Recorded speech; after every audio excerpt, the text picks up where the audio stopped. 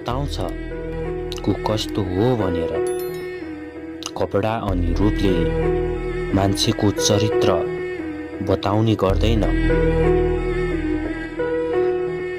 फरक मान्छेहरूको सोचमा छ। कतै हामी धेरै राम्रो हुन्छौँ, कतै धेरै खराब हुने गर्छौँ। मान्छेहरू दुनियाँमा अनुहार हेर्छन्।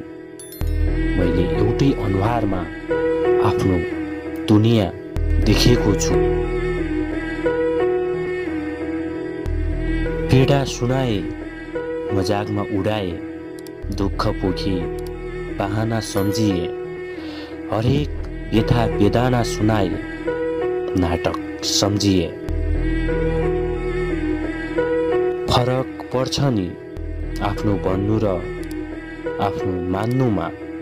भन, म तिम्रो आफ्नोमा पर्छु कि आफ्नै मान्छौ मलाई?